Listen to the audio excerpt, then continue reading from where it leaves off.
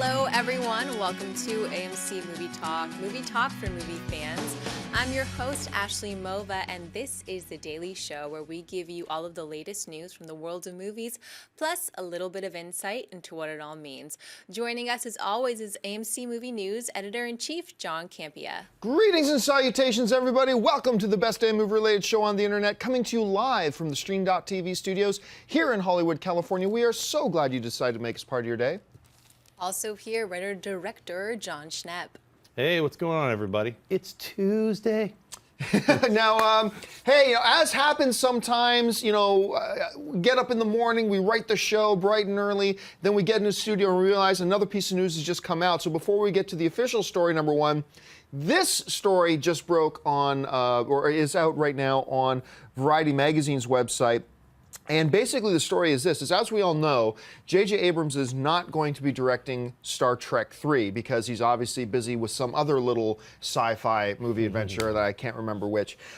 So he's going to be working on that. So the question has been, who will be directing it? There was some talk that the guy from Attack the Block may be directing it. That kind of rumor kind of came and went. But now what is being reported is that Roberta Orci of the writing team, Kurtzman and Orci, who is writing the film and has written a lot of stuff, and was actually, there's Roberta Orci, who actually dropped into our AMC Movie Talk meet and greet at Comic-Con last year, which was pretty cool of him. The report is right now that he is lobbying pretty hard to actually direct Star Trek 3. And the report claims that both Skydance and J.J. Abrams and Bad Robot, J.J. is still producing Star Trek 3, are actually totally all for it, and they want him to direct it. But according to the report, Paramount is just being cautious about it. They're a little bit hesitant about it. This is interesting, because if Orci ends up directing Star Trek 3, this will be his first film that he's directed. And while I love the idea of new upcoming directors getting their first shot, I've always been very hesitant about giving a new director a big, major, tentpole, huge budget film as his first film. Right.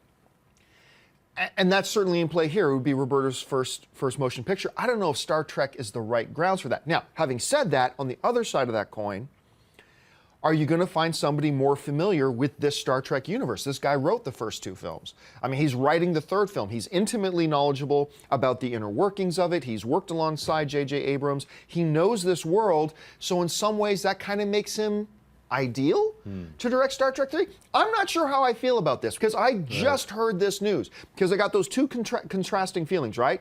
He knows this world completely well. He's the one writing it. But at the same time, do you let a guy direct his first motion picture on a huge tentpole project like this? I still don't know how I feel about it. Schnepp, Right. You heard this just a few minutes ago, like me. Yeah. What's your initial reaction? Well, it's weird. My initial reaction is very similar to yours. I mean, in the negative spot, I think Wally Pfister and Transcendence. Someone who's been in the motion picture industry for, over a decade now, being a DP, working and shooting these movies. And then he gets his first feature film, a giant $100 million movie.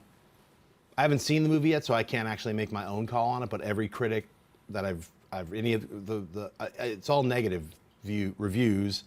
The film didn't do well at the box office, so that happens with first-time directors sometimes on a giant budget. So in the positive spot, he is the guy who did the relaunch of Star Trek and the sequel, which I liked. A lot of people hated the, Into Darkness. I really liked Into Darkness. I really liked it. I think you did too, right? Yeah. Like, we both really liked Into Darkness. So to me, it's like he's the ideal person because he's there, and he was there, I'm sure, during the shoots for the first two.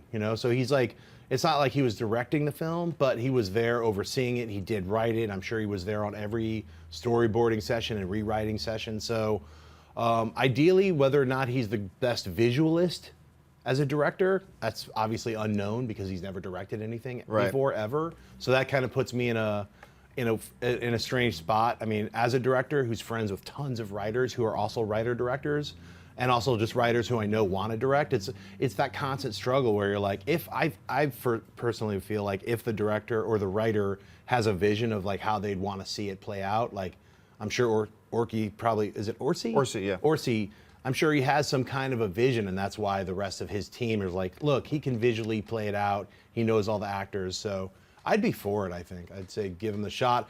If you were going to gamble, I'd gamble with him, of anybody, unknown directors to take over from JJ. Why not the guy who's worked with JJ rebuilding this entire franchise? Yeah, and it should be noted, too, that in this writing partner of Kurtzman and Orci, Kurtzman has directed one or two other things, granted some smaller things, and he's actually done a nice little job on his own. I believe Kurtzman has also been lined up to direct the Venom Spider-Man spin-off film as well. Okay. So that worked out well. Still, it just makes me a little bit nervous. First time, probably $150 million right. project. Ask me again tomorrow how I feel. All right, let's get on to the official first story of the day. Shortly after it was revealed that David Fincher was dropping out of the upcoming Steve Jobs biopic written by Academy Award winner Aaron Sorkin, The Hollywood Reporter is now reporting that Danny Boyle, who directed such films as 28 Days Later, 127 Hours, and Slumdog Millionaire, is now in talks to direct the film, and that the studio is looking at Leonardo DiCaprio to star as Jobs. The pair previously worked together in the 2000 film The Beach.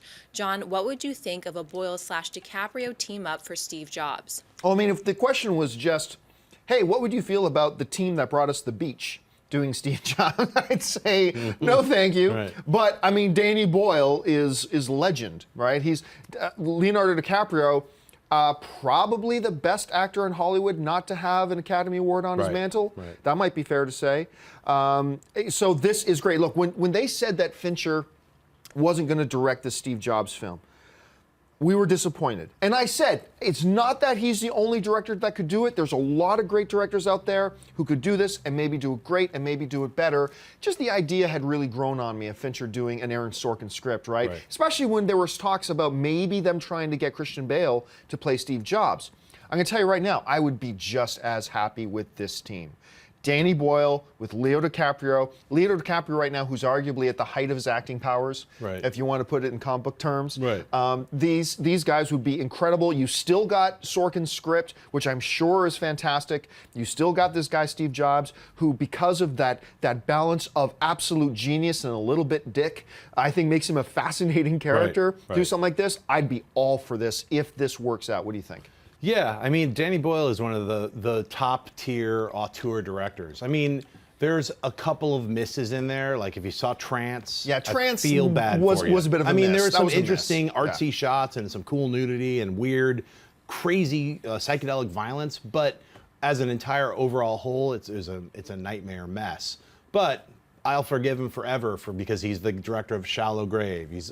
I mean, all of his films, Slumdog Millionaire, Train Spotting, he's got so many amazing films that he's directed and made, let alone directing the theater adaptation of Frankenstein that had Benedict Cumberbatch and Johnny Lee Miller, which both actors swapped out. And I went and saw it in the theater. They played it, but it was him directing with multiple cameras. It was incredible. I would love it to come out eventually. But yeah, Danny Boyle's a great choice. If you can't get David Fincher, get someone of his caliber. And Danny Boyle is of his caliber. If not, in my personal opinion, probably more so. I like Danny Boyle a little bit more as a director. He's done more films than David Fincher and has stepped out of his comfort zone. He's always willing to challenge himself with different kinds of pictures.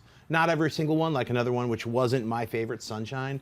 But like I said, he's done so many other films that are of such a high quality. And of course, this film would give Leonardo that Oscar you mentioned. It could. I mean, it's a 3-act, I mean, it's basically 3 scenes that are 30 minutes each on one character. And that one character is now going to be Leonardo DiCaprio. That's acting.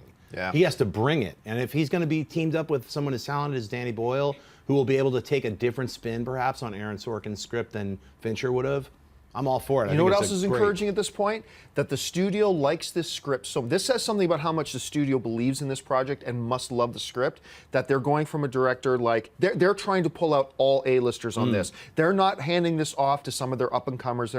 They're going, no, this script deserves it, either a David Fincher or a Danny Boyle, a Leonardo DiCaprio, and that, I think, is a really good sign. Yeah, it's a great sign. All right, folks, have we reached that part of the show? No, we haven't. It's still time for the next story, because I got thrown off by that whole Roberta Orci thing. Not buy or sell yet. What's the next story? In a recent chat about the upcoming Spider-Man projects, director Mark Webb was asked about the possibility of seeing fan favorite J. Jonah Jameson in the films. Webb responded with the following: "I like the idea very much of him coming up in the next film. It was more easy to accept a new Spider-Man than someone who could outdo J.K. Simmons in that role. He is so iconic. That's something we really talked about. Obviously, I love that character because he poses such an interesting dilemma for Spider-Man. The answer is I don't know, but I think you can expect to see him in the future. Schnepp, do you think it would be a good idea to bring Jameson into the movies?" Definitely. I mean, if he's not in The Amazing Spider-Man 2, that's okay. They have like 60 villains. So I'm like, hang on, let J. Jonah Jameson have his spotlight in The Amazing Spider-Man 3.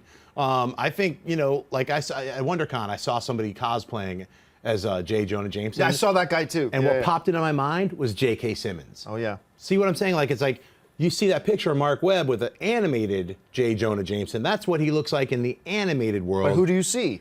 When in the live action world, I see J.K. Simmons. Parker! Hey! You know, just like, come on. He destroyed that role. He owned it. He owns that character. So for someone to take over, they have to wipe away that J. Jonah Jameson of J.K. Simmons version. They're going to have to get a new actor who inhabits it with that same kind of manic energy that J. Jonah as a character has. So waiting till the third film is totally fine with me. If he shows up at the end, maybe that's a spoiler. I don't know if he shows up. That would be awesome too. But if they have to wait for him to get his job, you know, with the Bugle, the Daily Bugle, until the third film, that's cool. I mean, as long as they eventually introduce him, I think he's an integral part of the Spider-Man mythos. So. One of the things that makes J. Jonah Jameson such a really cool character and really rich and ripe for the big screen is the fact that not only is he so loud and large, but he's fascinating because he is an absolute jerk who is also at his core a good guy. Mm-hmm. An absolute jerk who at his core is a good guy. There have been some really great comic stories that have gone where Jameson has actually stood up for some really important issues and causes and things like that because of his moral center, but he's still a dick sometimes. And I love that. I think that's fascinating. But you're right. I can't look at any picture, drawing, animated, whatever, of J. Jonah Jameson without thinking of J.K. Simmons. And I can't watch those damn Farmers commercials that J.K. Simmons is in and not see J. Jonah Jameson. It's one same. Look, I've said this before, I will say it again. I believe when you reboot something, you wipe everything that is old about it away. You don't bring back the same director, you don't bring back any of the same actors, you start fresh, it's a reboot. But I will make an exception for J.K. Simmons as J. Jonah Jameson. If you're going to have one exception, you bring him back. And I'm telling you, I don't think any Spider-Man fan anywhere would be upset by the notion of J.K. Simmons coming back to play Jonah Jameson again. I would differ. I think he was in the 3 Spider-Man films that Raimi did. I'd like to see a different actor do their spin on J. Jonah Jameson. But you wouldn't be angry if you heard that J.K. was coming back. I wouldn't be angry, but yeah. I would like, I mean, I think J.K., you know, he did such an amazing job. He's imprinted on those 3 films. It's true. I'd say let someone else try to unimprint it or make their own mark as J. Jonah. All right. Now, it is time for Buy or Sell. Here's how this works. In front of her, Ashley's got a number of other items in the world of movie news. She's going to run them down. And then Schnepp and I are simply going to say whether we buy it or sell it. So, Ashley, what do we got? Production on Fast and Furious 7 is back on track, and star Vin Diesel recently took to his Facebook page and posted this picture with himself and Paul Walker's brothers who are assisting on the completion of the film. Diesel wrote the following caption with the picture: "When I heard the news, I left the production, grabbed a plane, and took my family and Michelle back to LA. Drove directly to his parents' house. His father said, 'Paul loved you, Vin.' I awkwardly and nervously said, 'Aw, come on.' Then he said, 'You don't have to get along every second to love each other.' So true." John, buy or sell Diesel sharing this picture? Before I say whether I buy or sell, we covered a similar story to this the other day when Universal put out that big press release saying the brothers are coming back. And I sold that because I said, it turned to me, and I know most people disagree with me, but I said to me, it felt like taking a really nice gesture and making it a publicity stunt. And that didn't sit well with me. For whatever reason, for this instance of it, I completely buy it. Vin Diesel is refreshingly open on his social media stuff. He just pours his heart out. He'll share stuff that I'm sure the studios go crazy over, pulling their hair out that he's sharing, but he'll do it. And there's something really cool about that little story that he tells about him and Paul Walker's dad, and then combining that with the picture of the two brothers. And oh my God! Look, when I saw the picture of the two brothers before, it's like one really looked like Paul, one not so. That, if you just put up that picture and said, of either one of them said, oh, that's Paul Walker with Vin Diesel, I'd say, oh, his face is a little bit weird, but yeah, that's Paul Walker. Like, you totally see it in both the brothers. Yeah. So it goes from the official press release of the studio and me feeling a little bit icky about it to this, and I feel really good about it. For me, this is a buy. Yeah, it's a buy for me as well. Like, I remember when the press release came out, I bought that as well, just because I felt it's like, you know, it is a press release, but it was also like trying to reassure fans of the franchise, like, look, we're doing this the right way.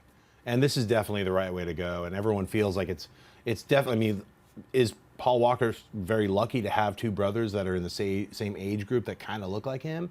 For this film, yeah, it is definitely very fortuitous. Yeah, but it's a sad circumstance to have that happen, and Vin is definitely like kind of sharing that, like in a real personal way, like that he's talked to his dad and that love, you know, even if you don't get along all the time, that doesn't mean he didn't love you. It's like, that's a very touching sentiment. So to share that, you know, he didn't have to share that. And it's not so. I don't feel that was like hey, that's a good write-up. You know. No, I agree. I think it was just something. He's like, hey, man, like I know that was a press release. This is how I feel about it. So he's sharing. So. All right, what's next? The new DreamWorks sequel, How to Train Your Dragon 2, opens in AMC theaters everywhere on June 13th. The first 5 minutes of the film has been released online. Schnapp, buy or sell the first 5 minutes of How to Train Your Dragon 2. I buy it. It's a fun film. I really like the first movie, and this is a good 5-minute chunk. You know, like the first, I think 2 minutes is very kid based, you know, with a little game that they're all playing. And it's really well shot and choreographed with little lambs getting chucked around and whatnot. And it's fun to watch. But I was like, oh, okay, you know, it's like kind of fluffy. And then once they introduced the two main characters and them just hanging out, flying around, and that brought back that feeling of the first film, like how heartfelt it was and like how that dragon is like a giant cat. I mean, they're really playing that up. And you know, if any of you cat lovers, any one of you gals have a little cute little pussy that you like to pet, you'll love this movie. I'm just saying, it's like, I can't wait to see this film. And it's really well animated, really well directed too. I mean, that sequence with him like, you know, on the rock and them playing back and forth, it's sort of like letting you know, it's like everyone's older, everyone's doing their own thing now. You know? I'm also going to really buy this, but forget what Schnepp is talking about. It's not a cat, it's a dog. It's clearly a dog because dogs are much better. And they're clearly playing it up as a dog. I'm clearly a dog person. But you're absolutely right. When it got that first opening part with the kids, stuff like that was really nice and fun, and it looked beautiful. But when you got to Hiccup and Toothless, flying through the clouds. Look, we're in an age of visual effects to the point that it's very difficult. We're all very much desensitized now to feeling a sense of awe and wonder by looking at visuals and stuff. But when I put it on my big screen in HD, when they're flying through those clouds and doing those aerial shots, I know it's weird to hear the term cinematography when you're talking about animation, but that's what it is. The cinematography and the design of those shots, I was wowed. I felt like I was flying through those clouds with them. And it's really cool seeing them age their characters. A lot of movies or TV shows that have younger characters will keep them that young child age. They've aged their characters. It's 5 years later. They've grown up. And it just looks wonderful, beautiful. I agree with you. I love the first one. Really looking forward to this one. So for me, it's a buy. And the music too, like beautiful. I'm not a fan of that Enya type, you know, like hubba ga ga gibba ga ga, oh, you know, with the dragon. I actually think that's the name of Enya's last song. Yeah, hubba ga ga, imma ga ga. Yeah, that's the name. But that cut with the dragon and them flying around, it's like it makes you get emotional. Yeah, it's like I was like, they've got me already in 5 minutes. I was angry, but like enjoying it. So all right, what's next? Back in the summer of 2013, Sony Screen Gems set a release date for Resident Evil 6 on September 12, 2014. However, there has been no movement on the project since, and that release date is now impossible. At a recent conference, director Paul W.S. Anderson said he would soon be returning home to begin writing the next film. John, buy or sell a Resident Evil 6? Sell. I'm one of those rare guys. I know I'm in the minority. I totally know I'm in the minority. So if you like any of the Resident Evil films, awesome. I'm glad you enjoy them. But I can't be disingenuous. I don't like any of them. I thought they're all bad. I don't think there's any redeeming qualities about these films. You know what? The last one made like $250 million worldwide. which isn't a huge blockbuster, but it's profitable. Makes sense to go ahead and make another one. There's obviously still a fan base out there, so that's great. But if I'm going to be honest and not be disingenuous, I got to say, for me, it's a sell. If I'm going to be honest, I'm going to buy this. Yeah, I knew because you would. My guilty pleasure are the Resident Evil movies. I have a lot of guilty pleasures, but this is one of my top ones. Mia Jovovich is awesome. She's such an awesome action heroine. I love watching her in all of her movies. But in this particular franchise, I just like the way that Paul W.S. Anderson, it's cheesy.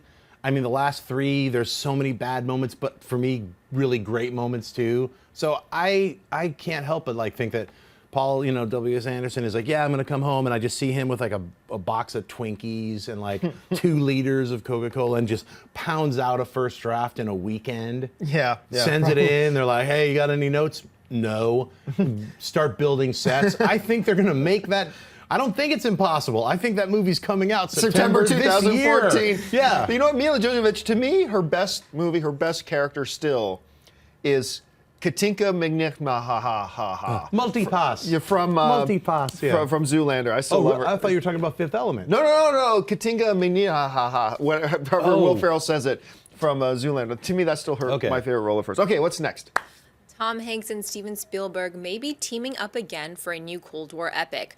Based on the true story of James Donovan, the project, scripted by Matt Charman, follows the American attorney who is tasked with negotiating the release of pilot Gary Powers in the wake of the 1960s U-2 spy plane incident. Hanks is reportedly already signed on, and Spielberg eyeing the director's chair. Schnepp, buy or sell a Spielberg/Hanks Cold War film? I think you should just stay on that still while I talk. No, I'm going to buy it. I love Spielberg. I love Tom Hanks. Those guys team together. It's a great combo. So I'm sure what they've got cooking is great. So I'm going to buy it. I'm completely going to buy it. The original story of the U-2 plane as well that goes down. If I'm not mistaken, I believe U-2 actually named themselves after that incident. I think that's what they named the band after. You got one of the guy who's in the conversation amongst the greatest of all time actors. You've got a guy who is, if not then certainly in the conversation for the greatest of all time director. And when they work together, it's magic. This is a no-brainer. This is a buy. Production has officially begun on the upcoming new Terminator Genesis, the first in a new planned standalone trilogy. The studio released this picture of the first slate for the film. The film stars Arnold Schwarzenegger, Emilia Clarke, Jason Clarke, Jai Courtney, and J.K. Simmons, and will hit AMC theaters on July 1st, 2015. John, buy or sell the beginning of production of Terminator Genesis? It's going to be cool seeing J. Jonah Jameson in that movie because that's all I'm going to see when J.K. pops up on screen. To me, it's a buy. I mean, I'm still a little hesitant about the film. I am, because it's very curious to know really what direction are they going with this. We don't know that yet, so I'm cautious about it. But still, it's a new Terminator film. Arnold's in it.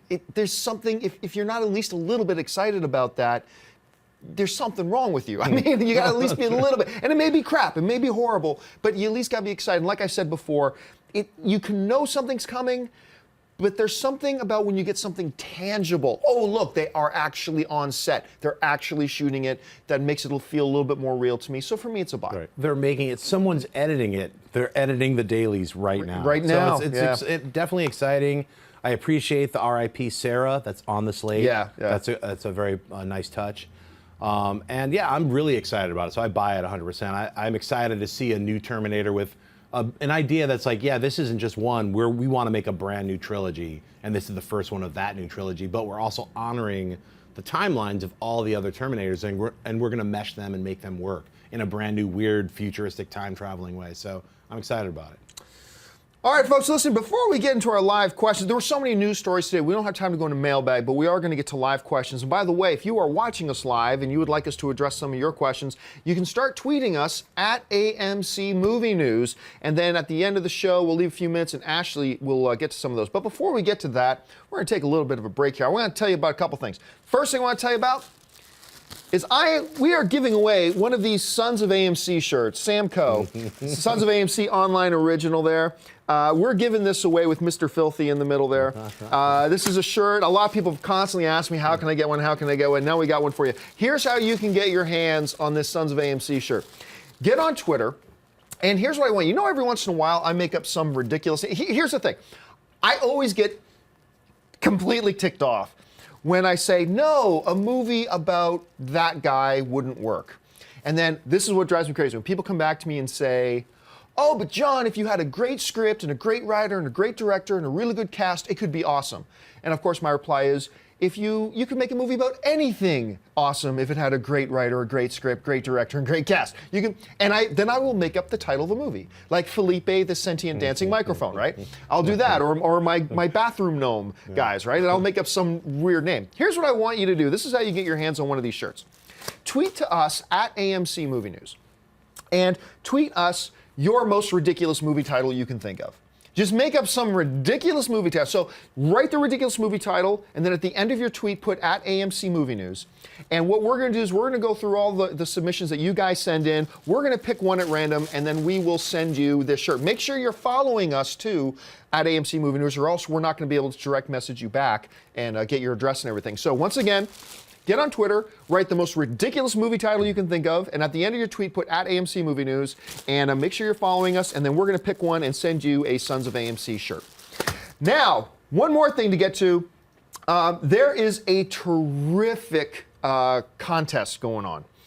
There's a new film coming out by Disney called $1 Million Arm. I had a chance to see it at CinemaCon. I'm going to tell you right now, it's really good. It's a really good film. So here's the thing.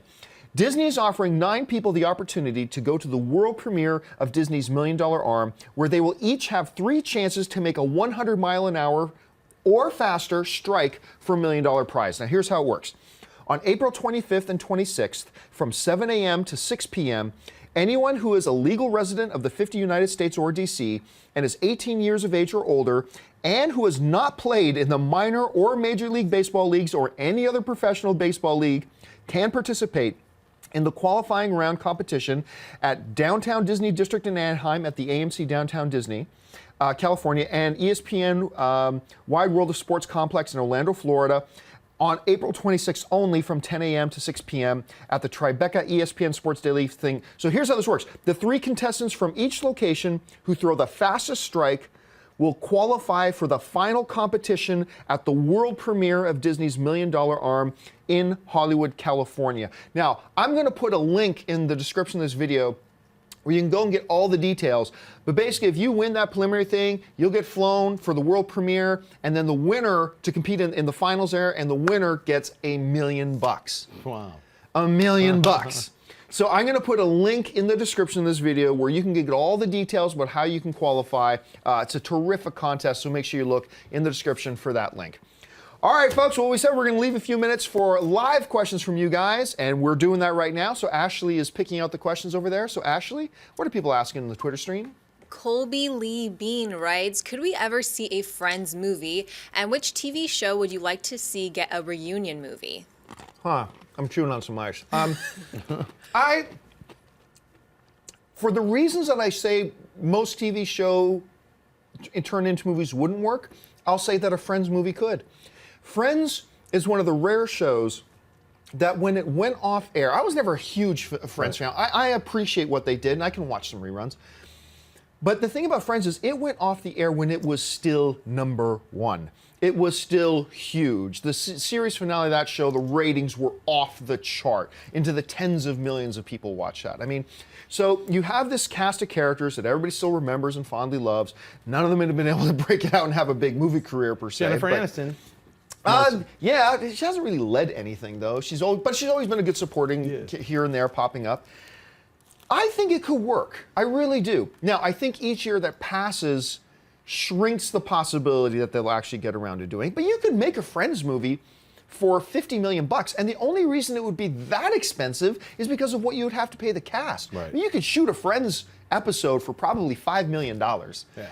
And then on top, like less than maybe $40 million, you can make a Friends film. You could make money on that film, and it's pretty big overseas as well. I think it's still possible, but I think the window is closing. What do you think? Yeah, the window is closing. When was it? When did it go off the air? Was it 10 years ago? Long time ago. Yeah. Hasn't been 10 years yet. Might have been. Wow. Well, I think, yeah, whoever wants to, if someone's going to make a Friends movie, they better make it soon, because it is going to run through that nostalgia period where then it just becomes that series from 15, 20 years ago, it's just playing on Netflix. There's no way to get it going again. I would go see it, maybe. You know, I'm with you. Like, I wasn't a everyday Friends regular, but once in a while it'd be on like a rerun or something. I would watch it and I laughed and I liked it. So they should do it though soon. If so, you know, if they're going to get those people together, you know. Personally, I would like to see a Twin Peaks movie. I know they tried it once with Fire Walk with Me, but why not do it again? I mean, I think David Lynch and that entire universe has always been fun for me. I think that's one of my favorite television series ever. So I would love to see them do another 2-hour movie. Like, it's the 25th anniversary of Twin Peaks right now. And it's like in the very last episode, I think Laura says in the dream sequence, "I'll see you again in 25 years. So if they were going to do a Twin Peaks movie, please do it this year. That would make sense. So. All right, what's next? Michael Ray Miller writes, question, what does Johnny Depp have to do to be an A-list Hollywood actor again?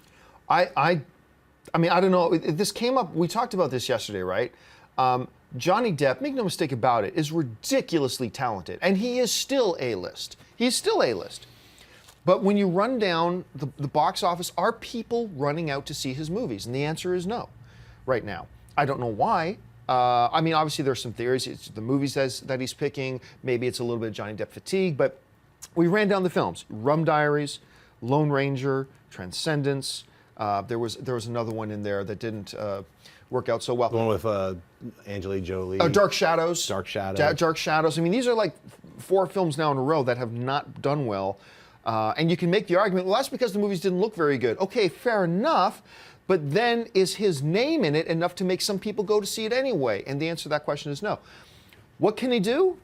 I don't know. I mean, doing another Pirates of the Caribbean film helps, because that'll be another billion-dollar film and get everybody all entrenched in Johnny Depp again.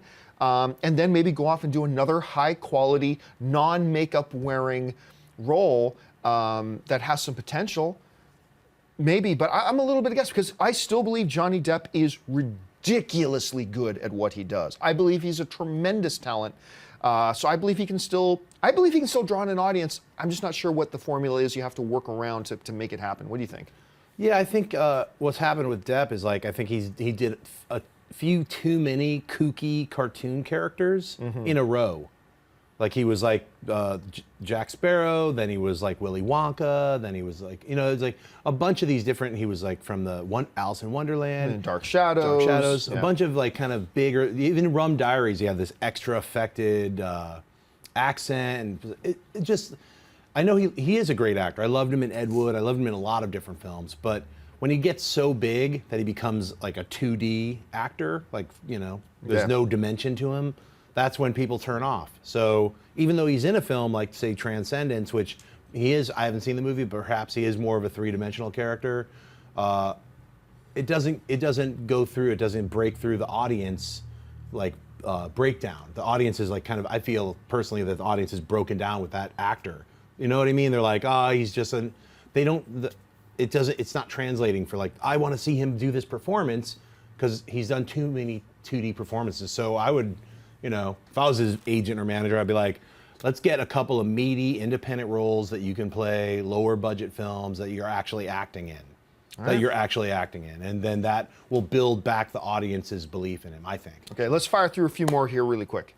PSO Earth Tone writes, considering how many properties Lego works with, what cameos do you want to see in Lego 2? Don't care. Cameos, don't care. They're really nice to pop up. It's not like I say, oh, you gotta have this cameo, you gotta have this cameo. The last Lego movie was great. The next Lego movie will be great. They'll fill it full of cameos. I don't care which ones they are. I want to see Major Matt Mason from outer space. All right, what's next? Chijito writes, do you think Nolan's new cinematographer will make his movies feel any different? How much of an impact will this make? Thanks. I think visually it'll have a bigger impact than people think. I mean, the cinematographer is a really key, important role in there, and that partnership between director and cinematographer is great. But remember, it's still going to be the same director at the helm. So I think for those really looking at it, who really know Nolan films, I think they will see a visual difference. But at the same time, it's still going to be a Nolan film, so I think a lot of people won't notice. Right. I don't think it'll be discernible. I think when Wally Pfister left, I'm sure Nolan went through a battery of the top DPs where he could find someone who he can communicate with. And they're easily. lining up to work with him. Yeah. I mean, the top DPs are all, you know, hey, what about me? You know, so, and they know Nolan's way. You know, just watching his films, like there's a certain dialogue that you can say, all right, I know what you want. You know, how he makes his films, how he does the long shots, how he does the masters. So I don't personally think there'll be a discernible difference. All right, folks, that'll do it for us. Thank you so much for joining us on this installment of AMC Movie Talk. Listen, don't forget, lots of great films playing at AMC Theaters right now. Head on over to www.amctheaters.com for all your theater, showtime, and movie ticket information. If you want an audio-only version of this episode, look in the description of this video, and you'll find links to our Stitcher and our iTunes. And don't forget, if you haven't done so already, click on that subscribe button, become a subscriber to our AMC Movie News YouTube channel. I want to thank, first of all, the guy sitting at the table with me, Mr. John Schnepp. Schnepp, where can people find you online? You guys can find me at Twitter and Instagram at John Schnepp, and go to schneppzone.com/SupermanLives and donate to the Death of Superman Lives What Happened documentary, and get your name in the credits and help get this film done.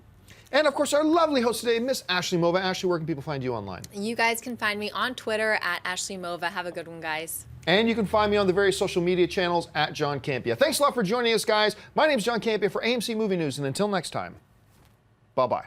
Hey everyone, if you like this video, click that thumbs up button and make sure to subscribe to our AMC Movie News YouTube channel. It's free and helps you stay up to date with all the latest movie news, as well as our daily AMC Movie Talk show. Also, make sure that you follow us on Facebook and Twitter to stay up to date with all of our special promotions, contests, and prize giveaways.